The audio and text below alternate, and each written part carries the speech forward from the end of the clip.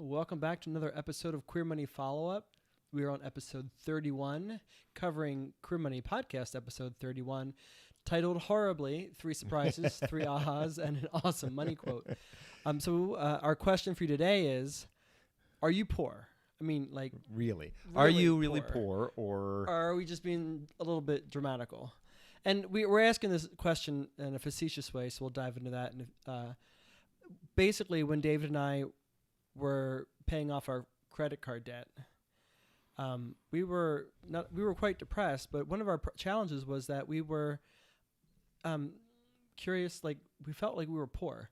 We felt like, why were we so broke? We thought we were earning a decent amount of money, and it just felt like we couldn't get ahead, or at least keep up with our peers.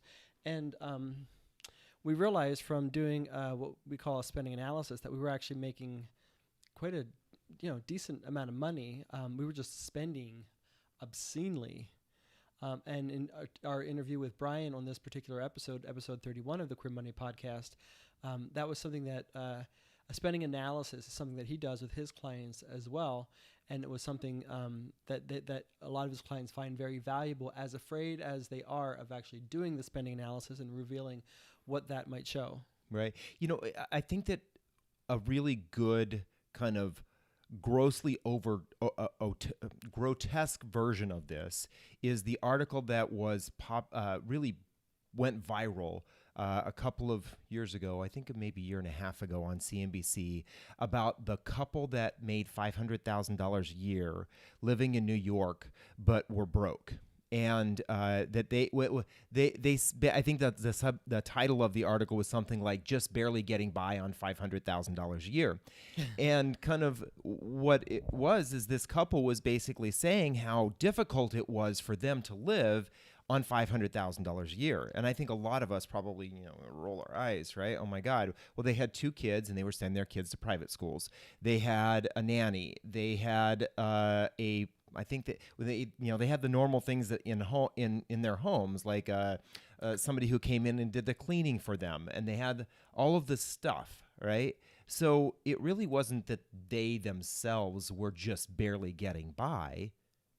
It's that they had created a lifestyle for themselves that spent every single penny that they were making. Right. And Brian said it's interesting that a lot of people will reach out to him and want to hire him to be their financial planner. And a financial planner looks at all of your entire financial picture. It's not a good financial planner should do that. Right.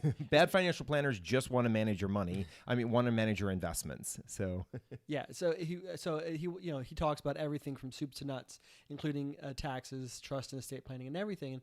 And one of the initial discussions that he wants to have with folks is talking about what kind of budget they're on, or putting them on a budget if they're not, and also analyzing their spending, which I thought was interesting. That here, this is something that you and I did to help us get out of credit card debt, and it's something that we help many of the members of the credit card payoff course do, and it just so happens that a financial planner does the same thing as well.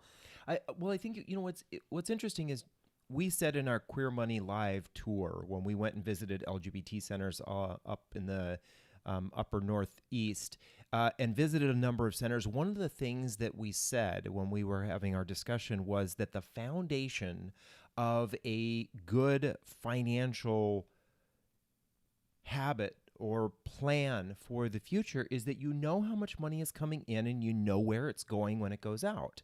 And I think that's the problem that most folks have, right? Is they don't really have a clear picture of how much money is coming in.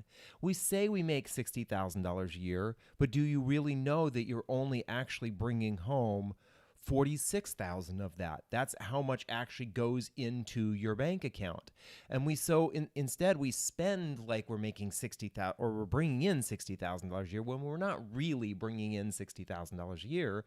And because we don't know when it's going out or where it's going out, then that causes all sorts of problems that oftentimes make us feel anxious about our money and oftentimes make us feel broke or poor. Yeah, and I think at some level people understand, and I think that you and I did, that we were living and spending beyond our means. At the time that we were acquiring our debt, we would have said that we had a ho-hum life and everything was fine, but we wasn't extravagant and over the top.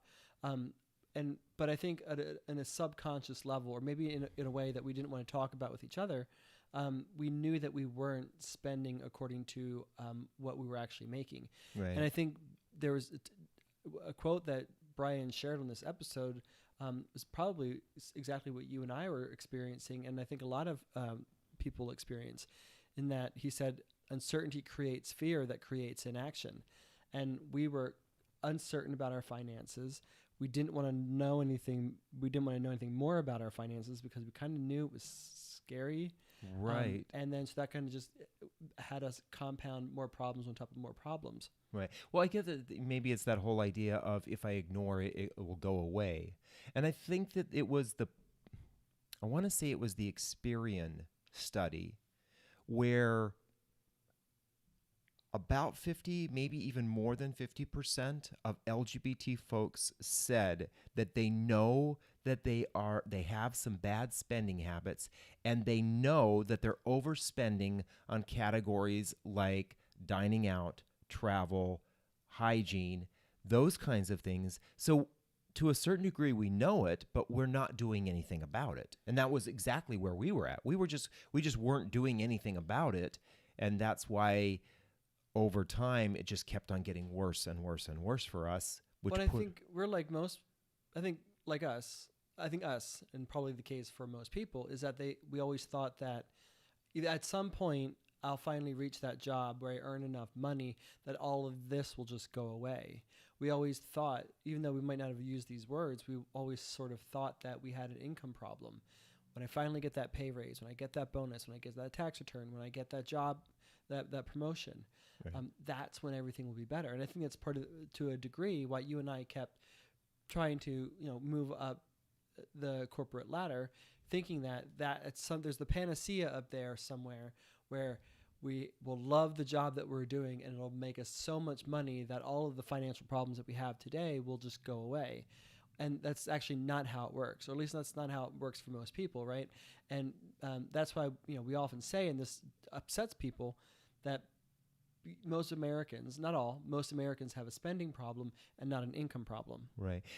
And I think it's this whole idea of, well, we use the saying that using credit, especially credit cards, to make consumer purchases is basically debt anchoring your future earnings to the past. We're spending tomorrow's money. And when tomorrow arrives and we don't have that money because we have to pay our credit cards, or we have to pay all that high interest on the credit cards, we have to pay all those things that we've paid for, then all of a sudden we do feel poor. We feel broke. We feel like we don't have any money because we already spent the money that we were going to earn. And one of the huge concerns with that is if we actually do spend tomorrow's money, and for whatever reason, and I think this is why a lot of folks are feeling this today due to COVID and the situation in the economy, they spent tomorrow's money, but then tomorrow's money never arrived because they were furloughed or lost their job, or commissions are down, tips are down. Even if you're working we talked to a gentleman the other night who's working in a restaurant, and he said that it's up and down, right? Some days it's good, some days it's bad, but it's not what it used to be. The guy who cuts my hair, that's what he's saying. He just doesn't have the income like he was making prior.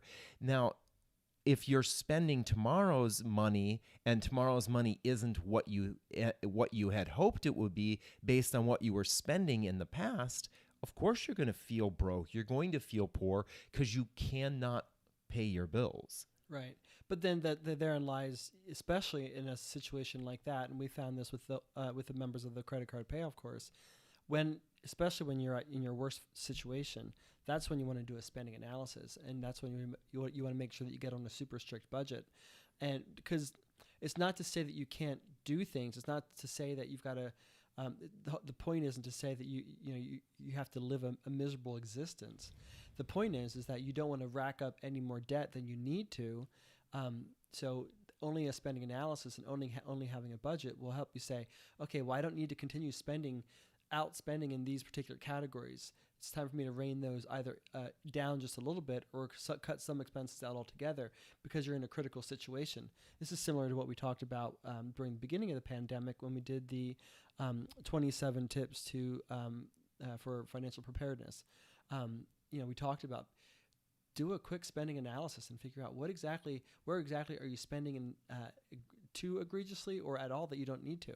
I mean, for example, when we finally identified that we had $51,000 in credit card to pay off, that's when we did the spending analysis and realized there were some weeks that we were spending $400 a week on groceries and $400 a week dining out. We were spending $10,000. This is an eye opener. $10,000 a year in credit card interest payments. That's ridiculous. And I would argue that most people don't know how much you're spending in credit card interest payments. You thought I would go out and get all the lavish, fancy clothing and do all the big stuff. So I'd come home with boxes and bags, and it was very obvious how I was spending my money. This he one kept over here, wanting to have the Julia Roberts experience.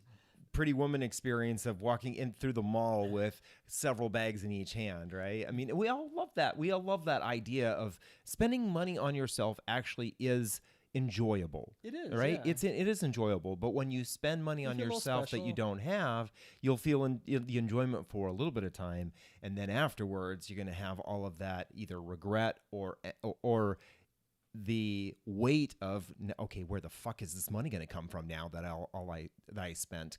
Right. And Judgy McJudge here would nickel and dime himself Yeah. without even me knowing. He would stop at Einstein Bagel every day and get a bagel and a coffee. And I wouldn't know that. That's a tiny little transaction that shows up on your checking account. And it's so minute you don't even notice it. Most of that actually did happen before we got together. That's where I had acquired so much of my credit card debt.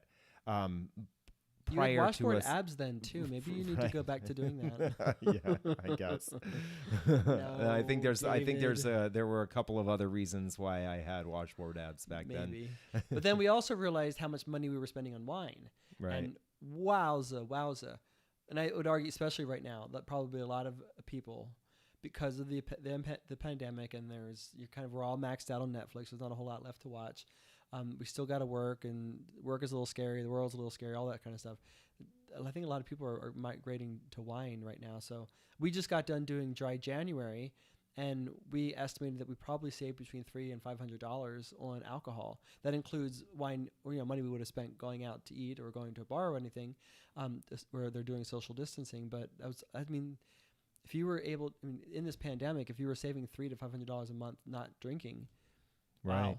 Yeah. You'd be really ahead at this point. Well, like you said, we would bring home wine, or both of us like martinis. I like vodka. He likes gin. So we would bring home that from the liquor store, which meant it was less expensive, right, than getting it out. But we also found that when we went out to eat, we're more likely to spend on alcohol. And the vice, it was actually the opposite is true. When we are going through a dry month, we actually find that we eat out less because we know we'll be tempted to want to get a bottle of wine or get a cocktail or enjoy some alcohol with dinner. So it actually meant that our spending really did come down, not just in the alcohol category, but also in the dining out category. Well, I think way back when your mom and dad would take you out to eat once a month or whatever, 4 times every a year, Friday night to Chili's. That's what my family did. But it was supposed to be a special thing. And then what's happened, I think, especially since the 80s and 90s, is we go out to eat so frequently. It's part of our routine for actually eating is to go out, whether we're getting takeout, delivery, or actually sitting in a restaurant. And so something that was special, where you might have a glass of wine or two to really enhance the moment, has become sort of a very common thing, not an everyday thing for everybody, but maybe a couple times a week thing.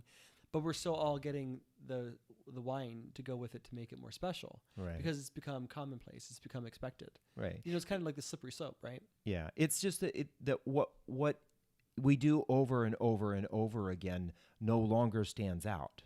Right? Yeah, right. I mean, that's really what's happening is what we do on a regular basis becomes habit. Habits typically are not the things that are memorable, right? Right. And so because it's become a habit to Mundane. go out to, for me, going to get coffee and a bagel every single morning, going to lunch 3 to 4 times a week, all of that just became such a habit that it never felt special for me going out for lunch. Now, when I stopped doing that and you and I worked close by each other, going out for lunch a couple of times a year felt That really was special. Yeah. Right. That was a And different same thing situation. with work colleagues. I would go out to lunch with them a couple of times a year. That actually made those days more special and exciting. Right. So we would encourage you at this point to just embrace the fear, get the courage, do a spending analysis, do a budget. And as we said, all of this is available in the credit card payoff course. So if you want to join the credit card payoff course, get access to all that information and tools, get access to us working with you one-on-one, as well as access to the group of folks who are all going through the same process together, we would encourage you to do that. So thank you for joining us for another Queer Money Follow-Up. Here's your Queer Money Follow-Up takeaway from this particular episode.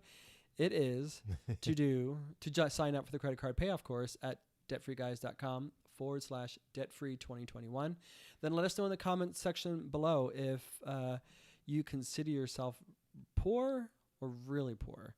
Or does it just feel like it? Just feel like it, Right. right? There's a big distinction, as we've just discussed. And then tomorrow you want to join us for Queer Money Follow-Up 32 when we start our 4-part series covering the 4 principles of a debt-free life that we covered in our book, The 4 Principles of a Debt-Free Life. The first one of those will come tomorrow. And lastly, but not leastly, give this video a thumbs up, subscribe to this YouTube channel, and set notifications on this YouTube channel so that you know when we go live and you can join in on these discussions. We would love to have you. Thank you, and we'll see you tomorrow. Bye-bye.